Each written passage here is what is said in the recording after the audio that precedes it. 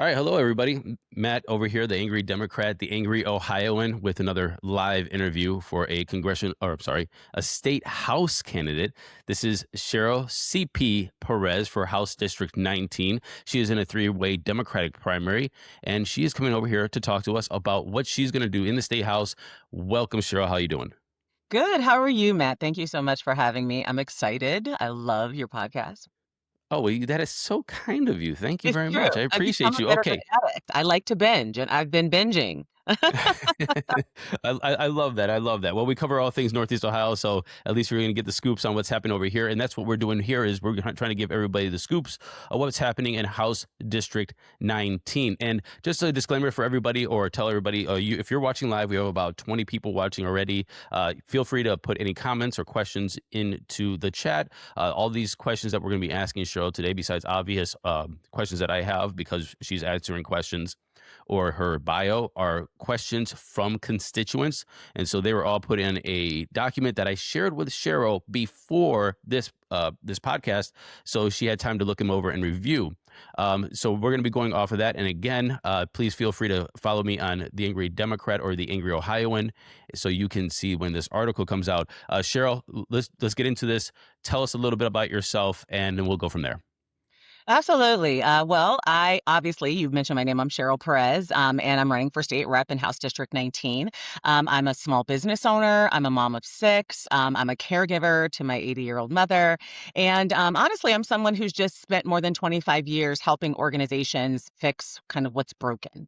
I've been known as to be like the Olivia Pope of small business. I'm an operations consultant. And about 5 years ago, I added small business coaching to my service model because I just love working with startup entrepreneurs, growth stage entrepreneurs, folks who want to pursue their freedom in their lives and the American dream. So my real history is I build systems that work and I focus on getting real results. And so what pushed me into this race is really simple. Too many Ohio families are being squeezed by rising property taxes, healthcare costs, childcare costs, and honestly, a state government that after 10 years of being on the advocacy side and going down and begging for people to listen, I felt like they were just too focused on their own wants, their own needs, and for a long time have forgotten the folks that they were voted into office to serve. So that's part of the reason why I threw my hat in the ring. Mom of six. All Yes, right. 6. And 2 fur babies, so 8. Okay, okay. That's definitely a full house. All right. So again, like I said and I told everybody, all these questions came from constituents. I'm just going to get straight to the elephant in the room. This is about campaign finance impacts. There's been a mailer that went out that came from, and it was said that it was from a PAC that had ties to Richard Uline, who is a uh, vast majority right-leaning or Republican-leaning donor, and this is from the Ohioans for Healthy Economy Action Fund. Can you tell us about that and why they are sending mailers for you, and the if you have a relationship with them? Sure. Well, I don't have a direct relationship with them. I don't control independent PACs. I think that everybody, especially people who've run before or people who are very involved, are aware of that. I have no control over independent PACs, their mail, their timing, or their messaging. What I do control, however, is my campaign and my issues. And I do believe that to a certain degree, where I stand on certain issues, has definitely attracted them. And I don't know about their past or who, they supported in the past or, whether they've been called, I guess, a Republican entity. But I do think that's interesting, right? Because we have what's being called a Republican entity now blatantly supporting a Democratic candidate. And I find that to be interesting, exciting, refreshing for a number of different reasons. I mean, I think that if there's a candidate in this race that is finally drawing the attention of organizations that in the past have always supported Republicans, then that speaks volumes to the impact that my messaging is having around small businesses, around remembering that population of our community, because I think oftentimes the current Democratic messaging, not just within our state, definitely within our county, our state, and even nationally, forgets the fastest growing population of small business owners in the country, which is African American women, and the majority of whom, minority minority women, especially, the majority of whom are Democrats. And, it's always been if you aren't, if you talk about being pro business or you talk about economic development or you talk about economic issues, you're not Democrat enough. And I think that that messaging might be a part of the reason why the orange man is in office, quite frankly. I think that Democrats really do have to look at who our audience truly is, do some research, base that messaging on that. And I think that the fact that this organization, and I don't know much about them, obviously, other than what I've seen with the questions that were submitted. I think that if they've always supported Republicans and now they're supporting a Democrat, I think that's kinda cool for our party. You know, I don't usually try to jump on sides when it comes to these kind of conversations, but I'm gonna back you up here because one thing I remember in my 2022 campaign is I really wanted to run on inflation. I wanted to run on money printing. I wanted to run on the economy. I wanted to run on net national debt. The Democratic consultants that I was working with at the time really shut that down. They said, "No, that's not what we run on." And I think it's one of the biggest problems that we have in the Democratic Party is that we are allowing the Republicans to take some of these very kitchen table issues that everybody in Ohio, in Northeast Ohio, and especially HD 19 Yeah, knows and talks about, and they have now controlled that conversation. We have to get back to talking about the economy, small business, the yeah. national debt spending, and all those other things. You mentioned that they might be looking at you because of your economic policies, or some policies you have. Can you tell me about those issues that might have drawn their attention? Yeah, I think that all of the issues that I'm passionate about are interconnected. And one of the things that, I am and who I am being a small business owner is that it requires you to have a successful business and to run businesses, but also be a consultant that helps businesses grow and entrepreneurs grow. One of the things that comes natural to me is that I'm a very big picture thinker and I'm also naturally a problem solver. That's why most people start businesses. They identify a problem and they create something that helps people fix that. And so being a big picture thinker, when any issue that we talk about, like for instance, public school funding, it's not just a issue that is affecting our local community, our local schools, and our local students. That ultimately becomes a workforce development issue as a small business owner. If we don't have strongly funded schools, if we don't have children in our schools that have access to sufficient education and resources and tools to help them grow in their knowledge base, then I know from a small business owner perspective, thinking forward, that my future workforce is going to be impacted by that. So that becomes a workforce and economic development issue. When you talk about issues like SB1 passing, a lot of people got caught up in the fact that this is an issue that, yes, was very divisive around DE&I and very constraining for our professors, putting all of our universities in a chokehold. But I tend to believe and look at it from a bigger picture.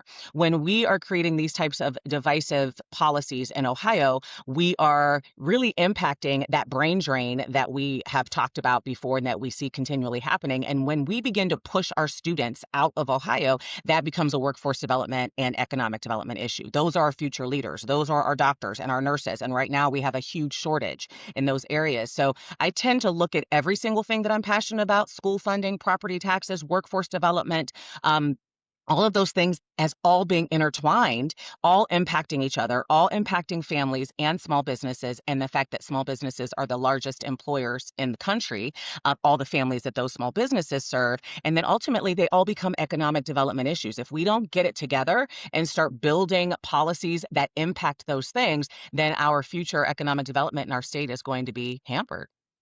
I love that. I love that. So okay, so then we have two questions. One's from Denise and one's from Jen, and they both ask kind of like the same questions. And you did touch on them there, but I just want to go a little bit more in depth Yeah. about ed choice, and we have private school voucher programs. I want to know your just straight up opinions about those, and then as well as just talk about a little bit more about SB1 and the brain draining. So this is one of those areas that I'm extremely passionate about and has been really frustrating for me for a very long time. Especially when the Fair School Funding Plan first, came to light and was a bipartisan bill that was passed. And honestly, at the time, I felt like it was going to be something that could actually have an impact because over the years, I think most of us know the state of Ohio has continually decreased its funding and contributions towards our public school systems and to our local communities in general. At the same time, they're spending, over $1 billion a year. I think the latest number that I read was like 1.27 1.27 billion on Right. Ed's Choice and expanding that program. And when I hear people talk about why they think that that's okay, I hear things like, well, our schools aren't doing what they're supposed to be doing. And so we need to be able to give people choice. And that's where obviously the name Ed's Choice comes from. And I feel like, you know, uh, again, that's that small minded thinking, right? So your answer to helping our public schools become better and be better equipped to serve our children is to take money away from them. Make it make sense. Honestly, it just doesn't make sense. And the Fair School Funding Plan was what I thought was going to be put in place to actually be able to move the needle and make sure that the state was doing its fair share towards contributing to the future workforce that is going to impact this state. If we want to make Ohio a state that's attractive, if we want to attract small businesses, we want to attract families from other states, we want to attract large businesses to embrace our economy. They're not going to come here if they don't have a workforce, and that's a problem. And so the fact that it was, completely squashed, stalled, and in the latest budget, Matt Huffman specifically said it was too expensive. It was just heart wrenching, and I think that it's ridiculous, and it's just not being led from a perspective of common sense. And then to add SB1 into the mix, I currently sit on two boards at Ohio University. And so, being a Bobcat myself, having, three of my six children being Bobcats as well, and currently having a student who is at Ohio University, I have a very unique lens from a parent's perspective, from my child and her friend's perspective, and then also from sitting on two boards at the school, seeing what impact this bill was going to have. And number one, from a student perspective, our kids hate it. It is something that is literally driving them out of our state. And quite frankly, it's pissing them off to the point where my daughter, who has always been a homebody, always planned to come back home, Generation Z, she's like, Mom, it's okay. I'll get a tiny house and live in your backyard. I'm coming home. Well, after SB1, she's like, I can't live here. I'm out. And she is Mm. actively, as a junior, looking at other states to build her career. And mind you, she is a communication journalism minor, media arts major, and those skills are critical for our future workforce, right? She edits podcasts, she does editing, she does film, she does journalism, and she has no desire to stay here. And it's Mhm. heartbreaking, right? It's heartbreaking for me as her mom, but it's also heartbreaking for me as a small business owner, as a person who believes in our community. And when it first passed, when SB1 first passed, before they began implementation of it, she jumped on the phone with me with six of her friends because they were all on FaceTime in the background, and they were freaking out. They lost their jobs on campus because she worked in the multicultural office, programming office. So that impacted, her belief in the states protecting her. And in addition to that, all of the constraints. I just attended a board meeting, and the discussion was very lively around the fact that this bill is also creating an environment where it's going to be difficult for Ohio schools to attract professors. So professors don't want to come work here. So now we're also doing the opposite of what everyone says their goal is. What the Republican majority says the goal is to make Ohio an attractive state, to combat the population issues, to attract more people into our state. It's having the opposite effect because when it was rolled out, that big picture thinking wasn't utilized. It was heart-wrenching. And, from a professor's perspective, it's impacting our attracting them. Classes are no longer available for some of our students. It's going to change the dynamic of students who actually are on target to graduate in 4 years. Some of them now may have to graduate in five because they just can't get the classes that they're required to have because there's no professors to teach them. I mean, the rippling effect of this bill is so ridiculous. And I guarantee you, had I been in Columbus and been able to point all of these, are you thinking about the future? Are you thinking about all aspects of this and how it's going to affect us and how it's going to impact your goal to attract more people into Ohio and to grow our economy? Had I been there, I may have been able to have a little bit of influence on make it make sense. Make it make sense. Right. Right.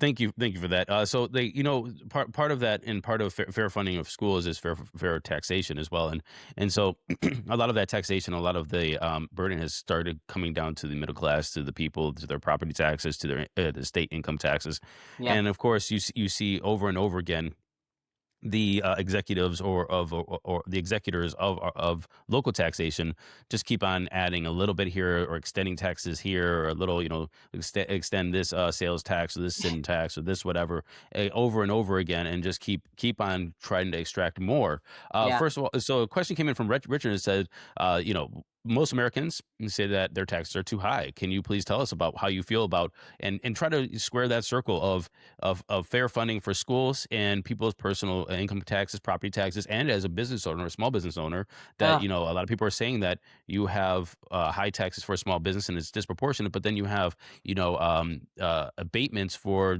data centers that are going to get 75% the tax abatements when they move into the state. Can you please help us square these circles and tell us what we're going to do in Columbus?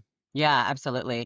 It goes back to the continued decrease in funding that we've seen from our state. The state just basically delegating its fair share of support to grow our state and to grow the community, and continually to decrease that funding that they're giving to our communities and our schools. Obviously, our local communities have no other choice but to kind of pass that down to um, average person, specifically in property taxes or sales taxes or income taxes, and it is impacting so many households. I mean, so many families. Our seniors are really experiencing a lot of just stress and I think terror around the increase in property taxes. I live in Brecksville, and so we have some of the highest property taxes, I believe, in the state. I haven't verified that, but definitely within Cuyahoga County. And so we feel it consistently. But we're also firm believers in our schools. And so when the school, comes to us with a levy, or the city, has to add an additional levy of some kind,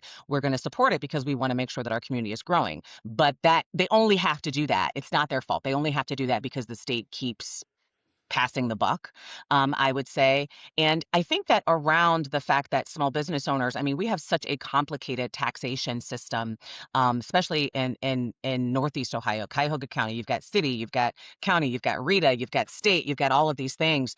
From a small business owner perspective, especially with this shift to virtual working from home versus working in the office, and what that dynamic looks like. As the former chair of COSI, the Council of Smaller Enterprises, being on the board of GCP, sitting on the board of Jumpstart, um, also, being on the board of the President's Council in the past, these things are conversations that I have s- so often it makes me ill. As long as small business owners are continually asked to pay more, all it does is take away our ability to offer more jobs and to provide livable wages, and to provide support to our staff, to our families that we support. And as a small business owner, the dynamic is very different than some of these large corporations. Like my team, we're family. Like, I know their kids, every single scenario and situation that they've been through, we're familiar with. So you become personally connected. And when the state prioritizes giving tax abatements to big business without recognizing that the largest employer in the state is actually small business, um, Hmm. it just makes no sense. It's that make it make sense, lack of common sense, lack of real true understanding of the big picture of how those things are impacting us. I mean, I dealt with the property tax issue even with my mom. We had to sell our house. I mean, when you're on a fixed income and you finally, live your dream, you pay off your home, it's what you've worked your whole life for, but your property taxes keep inching up and your income doesn't inch up, you can't stay in that space. And it also is again becoming a very unattractive situation for our young people. We're going to go back to that brain drain, uh, bringing that property tax and those tax situations back to pushing our young people out of this state. If housing becomes unaffordable for our young people, they're not going to stay here. And it's a conversation that I have with my children, who are all millennials and Gen Zers, and we talk about their futures and what they want to do and where they want to go and their friends. And I was also served on a committee for Engage Cleveland, so I heard it a lot. It's almost like no one is connecting the dots for them, and the decisions that they're making are completely detrimental to the economic development of our entire state. You said something very interesting there. Small businesses are the biggest employer in the sorry, in Ohio, but you still see like these big companies that are influencing disproportionately our legislation. That's lobbyists down in Columbus for the most part. I wonder if we can organize a huge small business lobby to go down there and Mm. maybe advocate a little bit better for small businesses. But that really brings us to the question of I was the chair uh, of that small lobby group that you talked about for a couple of years. There were literally only about 15 of us that would go. So I love that idea, Matt, yeah, mobilizing small business that's and what I'm getting us talking about. down there. And I'm all in. get that big money over there trying to fight against these other people. But what's happened is we do see a legislation that comes out because lobbyists go down there, they shake the hands, they rub the elbows, they take you out to dinner, they all do all that stuff. Tell me how you're going to plan to combat that on a personal level from the lobbyists that are going to be trying to schmooze you up in Columbus, and how are you going to fix some of the things that the lobbyists did? For example, HB6, the first energy scandal, the trickle down effect. How are you going to fix all of that and still kind of like protect yourself from that while you're down in Columbus? Yeah, I think for me, I being a small business owner and being able to control and be the core decision maker in my life, it just tends to lend to the fact that I get to decide who I connect with. I get to decide who my customers are. I get to decide who I'm targeting. I get to decide what I create in order to solve those problems. And the difference I think between myself and a lot of folks who may be down there is that I'm not a career politician. I'm not trying to forge these relationships that, are going to take my political career to the next level. I'm a small business owner, will always be a small business owner, will retire a small business owner serving entrepreneurs and small businesses and nonprofit organizations throughout the world. And so for me to have an impact on who lobbyist groups are focused on influencing, um, I think there's some accountability and just some morals that need to be discussed. And I think that no one calls anyone else out on that anymore. I think that just a perfect example, what we kicked off this interview talking about, more Democrats need to make sure that we are speaking around the things that are pertinent to the audience that we are trying to serve. And with that, we will naturally attract support. And if you attract support that will help push the right things forward, that's okay. But being able to stand strong in your own moral convictions and your own empathy and your own values, being a good example for the community that you represent, being a good example for my children who I want to grow up and be good, decent human beings. Um, and being a servant leader, I think, is what's missing from what's down there. The first energy scandal is a perfect example of that. It wasn't just like one corrupt deal. I think it was a full breakdown of trust, transparency, and accountability. And quite frankly, Ohio families are still paying for the fallout through higher bills, weaker faith in government, um, all of that. So I think fixing the trickle effect starts with finishing the cleanup, because I know that there's still a lot of cleanup that needs to be done in that area, not pretending that the mess is gone and, like, oh, gaslighting the entire situation, which I think there's been a lot of that. And I have a very intense gaslighting detector built in. Call it 50 years being a mom of six and, whatever, but I can sense a good gaslight anytime. And when I get to Columbus, I will push for three things. I think full transparency around utility lobbying, dark money, and regulatory communications, because I think that people deserve to know who's influencing energy policy and how they're influencing, which is a part of the reason why my campaign is based in clarity. I'm a big believer in that. I think second, one thing I would push for is stronger ethics and utility oversight laws. So this kind of pay to play scheme can't happen again. And I would also say I want Ohio's energy laws fully reviewed. So we remove the leftover provisions and culture of HB6 that allowed, this to happen in the first place. So You mentioned moral calling out and cleanup, so this is a great transition to one of your opponents, Nicole Sigerson. She's running against you in this race, and she's been having a lot of criticism, and I think rightfully so. She posted on her web on her social medias, "From the river to the sea," and obviously that is an anti-Semitic statement. When she came out and was asked about it, she was said, "Oh, I'm sorry, I didn't know what that meant." Okay. Yet she's going to try to represent, like I think, the biggest Jewish population in the state, Yep. which is in your district. Can you please talk about that and touch on that a little bit? Yeah. When I first heard of the situation, the scenario, my heart broke, honestly. You know, I was in a space where being a Black woman, I too often hear those similar types of apologies, in the sense of, I just didn't know. And to some degree, I think that could have been where she was coming from. But to the same degree, I think that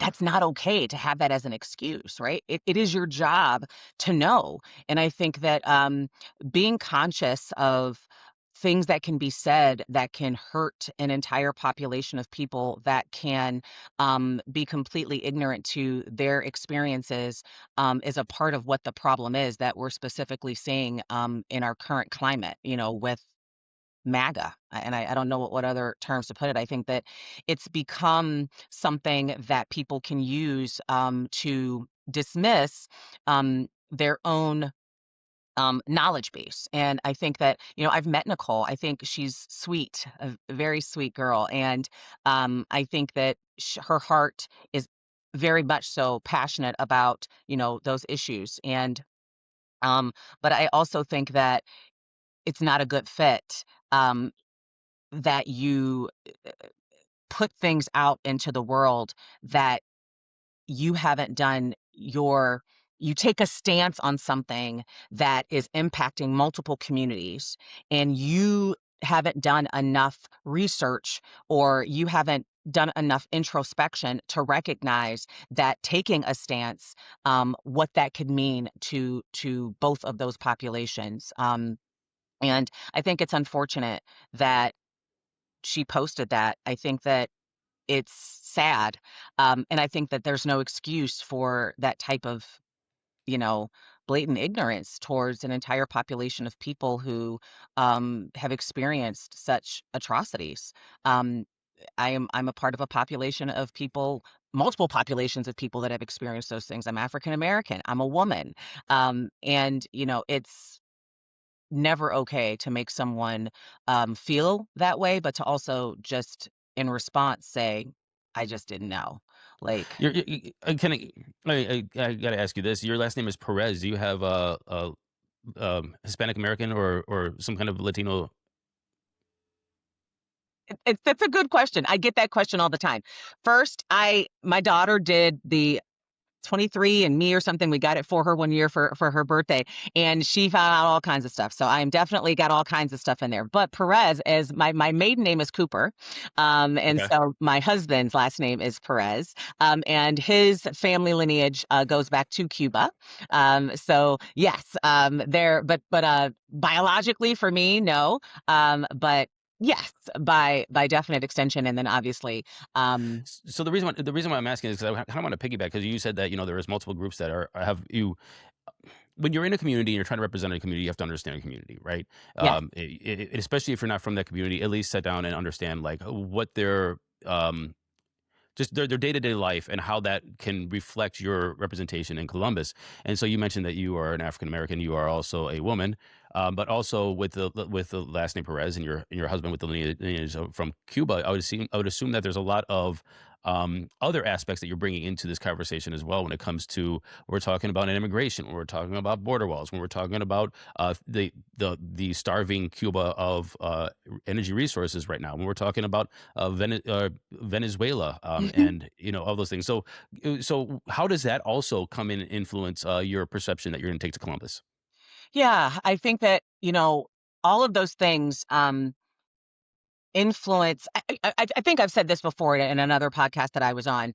You know, people are driven by their experiences, and they're driven by the things that have shaped who they are. And every day we go through life, and different experiences kind of begin to cloud or expand our thought processes around things. And I think that the more experiences someone has, really does give them the opportunity, if they utilize those experiences properly, to grow and to be able to then take those experiences and help others. And that's really who I've been, my entire life. Being a small business owner naturally lends me to understanding the ways and means of small businesses, being in those spaces, where I'm also, a brain tumor survivor. I'm a cancer survivor. Um, all of those things, all of those lived experiences have shaped my thought processes around the ways that that people who have faced those similar aspects of things can be helped. And then also, it really does, I mean, from a keeping it real kind of perspective, make me really pissed off at people who who just think so, close-mindedly around people who have different experiences than them. I think the more experience you have, it lends you to being able to be more successful. It also lends you to being able to connect more in depth with other people who aren't always like you. And one of the superpowers I think I do have is that I spend a lot of time when I meet people, whether they're Republican or not, having been in all the boardrooms that I've been in and led, people who are definitely across the aisle, is that I spend more time getting to know each individual person and understanding their experiences. I'm an empath. I lead with empathy, and I believe in others from an empathetic perspective, and that means oftentimes I want to understand you, your life, and what brought you to that thought process. What if you experienced that got you there? And then my goal is to help make sure that when we're working together, that I'm communicating to you that this can help serve you and also help serve the broader good. And so all of those experiences, immigration, all of the things, I can look internally at my family, my life, the people that I love, that I deal with every single day, and come up with strategies to help solve their problems, because it's crazy out here in the With, wilderness. with that, on this kind of like the same vein, we have a question from Patricia. Actually, both those questions were from Patricia. How do you feel about any bills regarding investment in business with Israel? As for example, that were bills that were co-sponsored by Ellison Russo and Ken Smith. Yeah.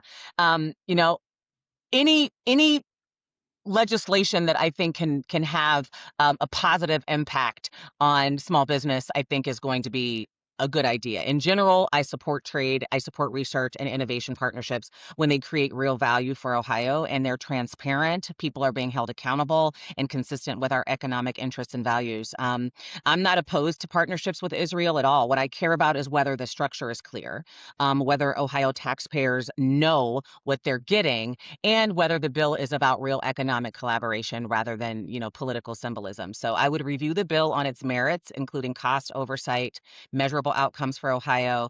But I think that anything that is going to drive greater investment in our state and give more opportunities to small businesses is definitely something worth reviewing and taking a look at for sure. Let's move back over into again. You mentioned, and I think this is great about what's beneficial for small businesses, what's beneficial for the people, the taxpayers, and honestly, the overall bottom line of the Ohio's financial health. And so, Richard asked a question about, from your perspective, what are the three worst items included in HB 96? This is Ohio's operating budget, Mm, and of course, this year. He signed it. DeWine signed that into law on the 30th of last June. yeah. So yeah, what are some of the three worst items included in that bill? For me, there first of all, there were 67 like line items in the bill that were like, vetoed. So, but for me, the three worst parts of HB 96 were, first, it failed to fully fund the Fair School Funding Plan. I'm going to go back to my very first response. That funding that plan can help take care of so many issues that I find to be critical to the success and economic development and support and affordability for our families. Because funding our schools more helps alleviate levies, brings down the property taxes, helps support workforce. I mean, just all of the above. So I think that that was a big mistake. I also think that $600 million towards the Haslams I can't, I can't say it any other way. I think that was a huge mistake. And I am a Browns fan through and through. I mean, all day long. My husband is the president of a Browns backers club. We don't miss a Browns game, but I think that there's a better, there's definitely better utilization of that money toward going towards a Brown Stadium And project. it's people's money for Yes, other people's money. yes. Yeah. I just, I- you know, it's just insane. I mean, our schools are struggling, but anyway, make it make sense. That's kind of like I think it should be my new theme music. And then I also think I think hmm there's the continued tax policy choices that favor higher earners, while local communities and homeowners keep getting stuck with the bill. I think that anything, and there were multiple line items that actually did that. Again, not taxing folks who earn the most money what they should be taxed in order to support the state. I think anything in it that supported lower taxes for higher earners was a bad idea. People are feeling the squeeze right now, and so when we talk about these tax bills and we talk about this kind of like, I guess, shooting from the hip spending, especially when we're talking about like the funds that were given to or tried to give it to Haslam's. Jeff Crossman was leading the group of trying to stop that from happening, and rightfully so. This was unclaimed funds, people's money, that Columbus should have been invested in some kind of CD or whatever to make Yeah. interest off of. If they want to do something with the interest bearing account that they put this money into, why it's holding, to find the rightful owners of it or the lineage of those rightful owners, then fine. But you're just giving out money because you think that you can use it as a slush fund. Absolutely no bueno. But that goes back to why people are really looking at these tax policies and going like, hey, why don't we pump the brakes here and try to figure this out? And one thing that is the biggest conversation I think right now in America, this isn't on our question list, but I really want to ask you is data centers. Data centers are something that seems to be a lot of huge tax abatements, but does not provide a lot of economic local opportunities. So there are big drains on, say, electrical and power grids and water and resources plus land. They don't get paid the taxes, and they only employ 10 to 12 people for a smaller data center, or maybe a large one will only have 50. So that's not really job creation like we thought of in the past when we're talking about Ford or GM making a plant hiring thousands of people on their manufacturing lines. Can you give us some thoughts on data centers, and let's just talk about tax abatements in general? When we're talking about stadiums, companies, we had Intel get one. We were talking about what's Palmer Lucky's company's name, Andril get one as well, and Mhm. then and those kind of things coming in. Yeah.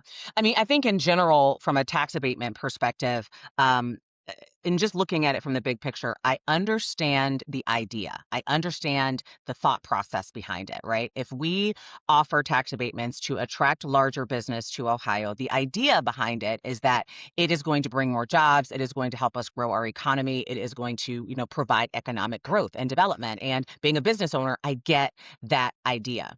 Um, what I think is missing sometimes from that conversation is if you are going to provide some type of incentive for a business to set up shop in Ohio in various communities, number one, that incentive and that organization needs to commit to ensuring that they are going to do right by a large population and the community in general and really be held accountable to doing those things in order to warrant that incentive. I think that the problem is that too often those incentives are provided and then only a very small, if any, people in the local community actually benefit from that business, showing up there. And so, and I do that know that various local communities find the data center or even any business that actually comes, find it to be positive for their communities, and some communities find it to be not so positive. And I think that that's really where we should be focusing our attention and letting, again, the people who are impacted by directly by who shows up in their community, those people really do need to be able to, number one, decide whether or not they feel that it's a good fit for them in their community, have input, and be able to chime in and come up with a plan that is going to benefit and be something that can benefit all. I think that, the problem oftentimes is that the very people who are being affected by what's going down are never asked their opinion. They're never given an opportunity to weigh in. And nobody ever seems to care about what they think and how it's going to affect them. And I think that, as a small business owner, as someone who, works and sells products, the first thing that you do when you're creating a product or you're delivering a service is that you ask the audience what they need. And then you create something around that need. And so I think that if we lead with that in everything that we do throughout our state, it's going to benefit folks. And I think that that's been what's missing a lot in the legislation is that people vote for people that they believe is going to do that for them, and then they get down there in some way, shape, or form, they just stop doing that. Um, I think that data centers, big business coming into our communities can be beneficial for the economy if the transparency is there, the accountability is there, the rights and beliefs of the community is there, and that everybody gets to weigh in on creating a relationship that serves everybody. Otherwise, it becomes very one-sided, and then nobody is happy. Um, and honestly, that's kind of where I stand on it. Does that make Because we sense? have, Was I making? uh, Yeah. you're Like, was making I making sense. sense? I'm like, Yes, yes. I think that nobody asks anybody who that's the problem. Nobody's asking anybody who's being affected. Yeah, nobody's asking anybody who's being affected, but also nobody's asking, "Hey, what is actually effective?" Right, a So good you solution. have yeah, so it's like, hey, let's figure out like who's being affected by these choices that you're making, but also can we just actually have a proper and a honest conversation about are these policies effective? And if Yes, they're not effective, what I don't know who said it, was it Reagan who said the most permanent, right, or most permanent government program is a temporary one or something. yes. I and I think that that's what we kind of have is like we put these things into law or legislation or some sort of like idea that's out there, and we see that it's not working, but we continue it because of the stakeholders or the closeness to those stakeholders or people who are benefiting from those policies or just the political optics of it. And so you perpetuate a lot of bad things that started maybe with good intent that just are not effective. Yeah. So And why do you I think want that is? I mean, and just quite I've been trying to figure out what is that about? Like, I just can't for the life of me, and maybe it's just because I don't think that way, I don't function in that space.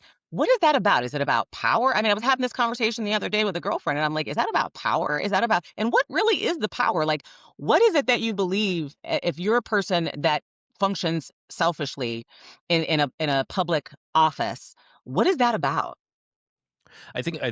well, if you're asking the question or if it's Yeah. rhetorical, but No, if I'm you're going to asking. ask the question, I really wanna get your idea. What do you think it's it, about? I think it is the two things. Is number one, it's what politics is there's a lot of stakeholders within politics. Every voter is a stakeholder within the democracy and within Mhm. your state, your local community. And so if you are passing legislation that affects certain individuals, that can get really loud and very uncomfortable for a politician that is trying to get reelected. So they are going to put their reelection and the one thing politicians, in my opinion, do, and this is how the game is supposed or incentivized to be played is you're trying to make everybody happy. And Okay. by doing so, you're trying all these different policies continue to persist because to say I am going to axe a policy or axe a spending or axe a budget that could affect a certain group or certain population or a certain area or a district, that's going to be very politically unpopular. Next thing you know, your opponent or whatever is going to have this fodder for you to say, hey, they just cut $1.5 million from this interest that now has 20 people, even though it's only 20 people very mad at you. Now you cut their jobs, you cut their blah, blah, blah, blah. Yeah. So you have all of that. So it's politically hard to do those. Number two Gotcha. is that it's very hard to look at no, I think that covers it. That Okay. covers it. To be honest with you, I Alright. think it's just politically hard to do these things once you initiate a idea, and then try to roll that back I got without you. some. Huh. And the problem is that it does that can So snowball at first. Okay. At first it's like, at first it's like, oh, hey, that's 10,000 here or 1.5 here for $1 billion budget. It's fine, but you start to compound all of those and it snowballs, and that's not just like the certain government policies, but that's handouts for or tax breaks or billionaire handouts or whatever. And next, your $10 billion budget or your $10 billion budget is a also has a $10 billion hole in it too. Yeah. So it Well, starts to really snowball, and then you have to claw back. Look at the United States budget and our deficit right now. We're $40 trillion in debt, and then we have a $2.2 trillion deficit that we run every year. So that is now snowballed to a point where to make that whole, you're cutting $2.2 trillion to the national spending to try to bring down a $40 trillion debt. That's almost impossible. That means a whole swath of America is going to be affected by this by somehow. That's just politically unsustainable. yeah. The So what second you thing I just would described, I mean, I'm just what you just described, basically, if I break it down, is a lack of integrity mm, and backbone. I mean, when do we get to a point where you stand up for what you know is right and what you believe in, regardless of the political ramifications? I mean, I and let me tell you, Matt.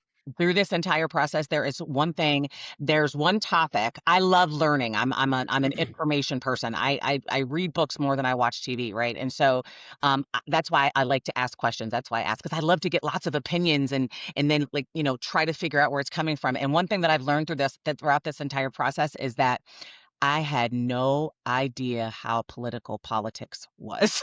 Like, I had no idea. It was no. intense. It was an intense learning experience. It has been an intense learning experience for me. Even within my own party, there have been times that I have not felt safe within this party that I've dedicated my entire life to, and I couldn't understand why. Like, what was the motivating factor?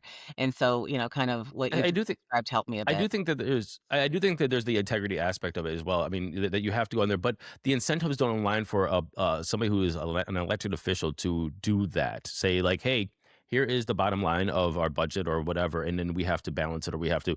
That's the incentives don't align to do that, and so you're doing this not from a sense of benevolence, not in a sense of incentive. Hmm.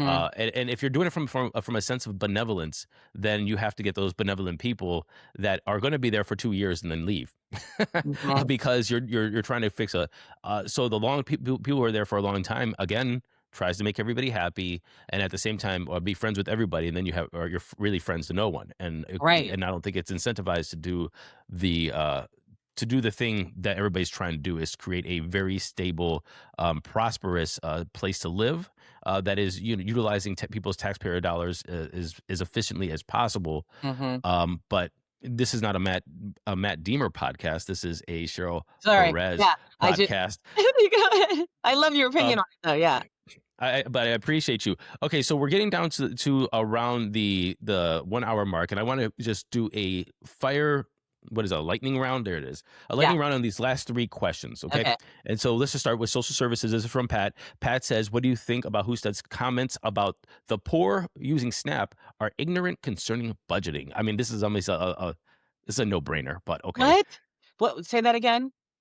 So John Husted, the senator, said that people who use SNAP are just ignorant of budgeting and don't understand how to budget their own budget, but because they're on SNAP.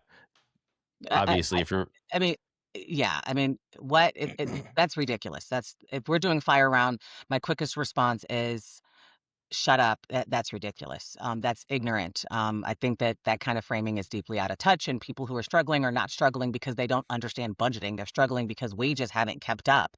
Housing expensive, childcare is crushing families, basic needs cost too much. I mean, the problem is not that poor people don't understand the real world. I grew up on the south side of Youngstown during the crack epidemic with a mom who was a registered nurse and worked, made $27,000 a year. The problem is that too many people in power do not understand what the real world costs right now. David, I mean, yes, there was really one answer to go with there. Um, if you agreed with that with Husted's statement, then that would be definitely problematic.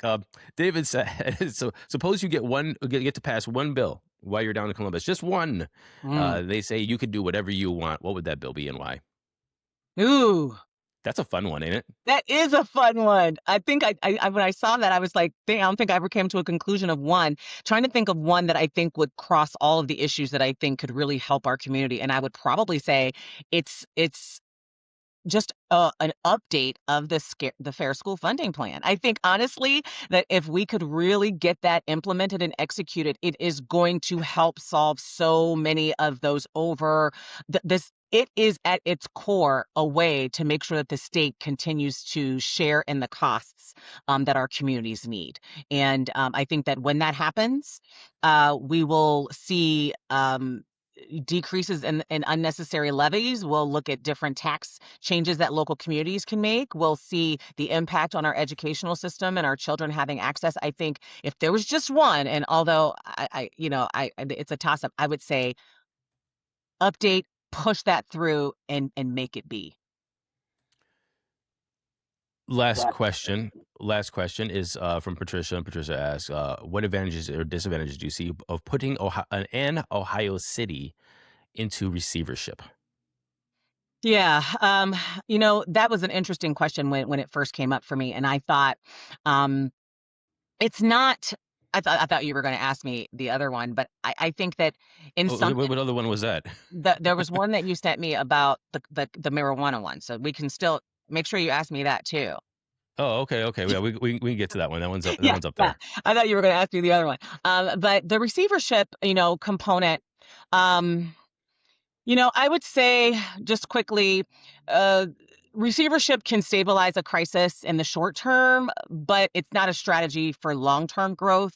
The advantage is that it can impose financial order when a city has run out of options, but the disadvantage is that it often treats the symptoms and not the cause. And and it can also reduce local control. So I feel like I'm usually not about band-aids. I get that you have to put one on when you're cut in order to stop the immediate bleeding, but if you're not looking at the underlying purpose or cause of that cut and really addressing that, then it's not going to ultimately benefit anyone in the long run. So my broader concern is that too many cities are getting pushed towards crisis because the state cut the local government fund in about half.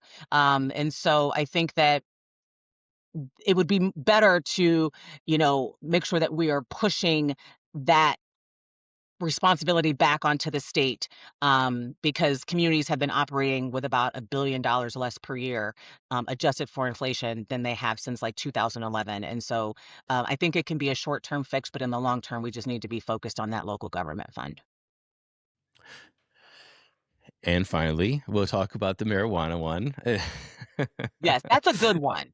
That's a Okay, go for it. The question is that the voters voted for marijuana to be regulated like alcohol in Ohio, and there has been a lot of editing by the legislature to that referendum. Mhm, I have my strong opinions about this, by the way. mhm, If mhm. you want to hear another Matt podcast, this is the one to Yeah, open the can of worms up. yeah. But we want to get to you first. So what do you think of what happened with that referendum? I'm sorry, with the editing of that Mhm. referendum, or the so-called will of the people, and what and yeah, just walk us through your thought pattern. You know, my position is really simple. Voters spoke and the legislature should respect that. And I think that hopefully I've been giving you that energy this entire time. And I've already started thinking about things that I'd like to do, that I've employed and coached my, other entrepreneurs and small businesses and organizations that I've worked with on, is really letting the voice of the people that you are supposed to serve fuel your strategic and your strategy and your strategic plan and the processes and systems and everything that you do. And so I think that that particular issue, is one of the ones that really goes against my fundamental belief that, my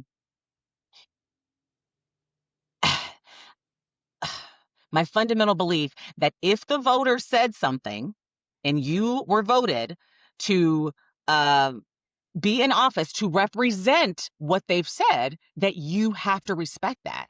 I do believe in responsible regulation, but I do not believe in using the state house to chip away at what voters already approved. When politicians, rewrite voter approved laws, it's giving I don't know, Trump vibes. It just makes me feel icky. And so there's no other word I could think of other than icky. My focus would be on restoring the spirit of the issue, because we said the voters said what they said, and so our job is to make sure that we are doing what's right by that voice.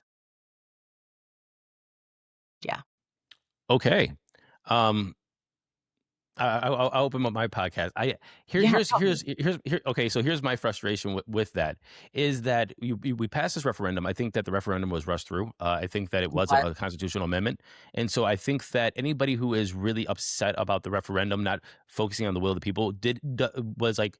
Because at the same time, or in the same area, we were talking about a constitutional amendment for gerrymandering, and we were talking about abortion rights and all these other stuff. But then we had a referendum for marijuana, and everybody's surprised that the legislature is messing with a referendum and you didn't have the time or you didn't have the patience to put it into a constitutional amendment. So it's like we knew this was going to happen. It was kind of like the Yeah. old gerrymandering bill that everybody's like, "Oh, I can't believe the legislature is picking their own seats." You didn't see that happening when you wrote this horrible bill. This is another horrible one. That's one. Number two is that we're talking about regulating marijuana like alcohol, and that's where I Mm. think people are like trying to construe like how alcohol is regulated and what alcohol can provide through the and they're trying and not juxtaposing it to a unique drug like marijuana. First of all, alcohol. There might be door places, but you can't be smoking it everywhere. I smell it coming out of people's cars. I smell it on the street. I smell it all over the place. That's not cool. My opinion. Keep it at home. You want to be at home. Therefore, it's also smoke. So you're drinking at home. That's great. But if you're in an apartment and there people are like, oh well, you can't believe your landlord could tell you not to smoke weed in your apartment. Yeah, because you're smoking in your house and your neighbors and everybody else is being affected by your smoke. So that's a totally different drug than saying I'm gonna have a couple beers at home or even get drunk at home. It's kind of like let me pour a bottle of vodka at my neighbor's house because I like to drink at home. Mm. Not cool. We should be able to admit that. Number two is when you're talking about alcohol, alcohol is regulated. You are putting it. You have a license for a place like a bar. You have certain, even up to a certain point, even like probably about 2 decades ago, beer was regulated to a certain percentage in its beer. Uh, Alcohol is still in a Ohio liquor store. It's not just sold at liquor is not just sold at a convenience store, and so. But still, like people that are fighting it, going like, "Well, let me turn it into gummies. Let me turn it into soda. Let me turn it into this. Let me turn it into that. Like, it could be sold everywhere." Well, what are you talking about? And it's like, oh, well, it's not marijuana. It's THC. It's a THC a chemical derivative that now is getting to high percentage. So we're talking about this whole other thing that's not saying the intent of the bill, in my opinion, is marijuana regulated like alcohol, not THC derivatives, not soda pops and drinks and bubbly fizzy drinks and gummy bears and all these other things, and then smoking in my landlord's house and then smoking on the street and driving down the car. So it's like we have misconstrued the whole, in my opinion, the intent of the bill to put some kind of political spin on it to say, hey, this is now all of these things are all encompassing under this referendum, and so far that's the bad guy to say maybe we should pull some of that stuff back or reevaluate that. My Mhm. opinion. Yeah. Okay. I love that. I love that thorough evaluation, and I think that taking all of those opinions. No, I really do. I think that's important to create something that's a win-win and that can really meet, the needs of it. And you should say you have you ever testified in committee with those thoughts? No, that's why I have a newsletter. You should. Okay. That's why I have a newsletter. Columbus, if I get to Columbus, I'm gonna call you down for so many committee meetings and be like, Matt should come down and testify on this. Matt definitely has opinions. All right, Cheryl. So we are almost out of time today. I know that people don't like to sit down for over an hour chat. So I'm gonna close this out. I wanted to give you the opportunity to add anything. I'm gonna pull your website right over here onto the screen so everybody can check you out. There is CP and her website for her campaign. So Miss Cheryl Perez, who is running for candidate for Ohio's House District 19. Thank you very much for coming on The Angry Democrat. And can you please leave everybody with some parting thoughts about your campaign, where they can support you, how they can support you, and talk about how they can get involved with you. Absolutely. Thank you. Thank you so much, Matt. And thank you to everyone who submitted the questions. I appreciate tough questions because they reflect something important that people care and that they want leaders who can do more than talk. So that's what my campaign is about. Clarity is definitely about what's broken. I love the engagement and accountability for the people making these decisions. Definitely encourage you to, regardless of who's endorsed by who, an endorsement is definitely an opinion in my thought. It's an opinion, and everybody has a right to their own, and everyone should develop their own opinion based upon the facts and align themselves with candidates who really do align with who they think is going to be the best representation of them. Because even though only folks in House District 19 can vote for those of us running in the district, when you elect someone to the House at our state, they're voting on things that are going to affect every single person in our state. And so I definitely encourage folks to learn more about me. Meet me. There's a video on my website, as you can see, where I kind of introduce myself. It's at CherylPerez4Ohio.com. And I'm also, love content and love breaking issues down and thinking through them. So check me out on Instagram and on Facebook. Follow me. I have tons of content breaking down a lot of these issues on there. And both of those are at Cheryl Perez for Ohio. Um, and the next 13 days, I will be. We have canvassing scheduled almost every single day, so I'll be knocking on doors. Hopefully, get a chance to meet voters. I love that so much. And I'm running because I believe Ohio families deserve a government that works for them again, and I'm prepared to go to Columbus and do that work. So it's been a pleasure. I love that. Thank you, Cheryl, for coming on, and thank you everybody for popping on. We had probably around 40 some people watch live, and we're gonna have a Awesome. lot more listen to this when it comes out. But Cheryl, thank you very much, and thank you for everybody for Thank you. tuning in and watching live. We'll see you later. Thank you so much. Bye.